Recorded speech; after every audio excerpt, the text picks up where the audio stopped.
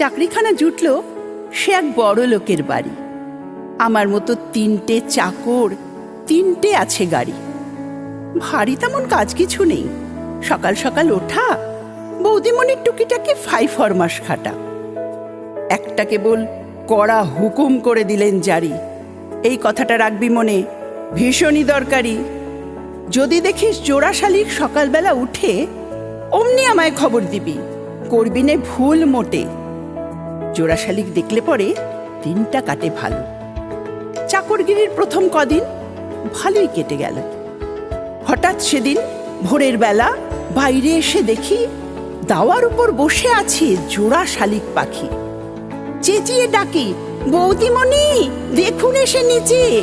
জোড়া শালিক বসে আছে গোলাপ গাছের পিছে। কই কই কই, দেখি দেখি।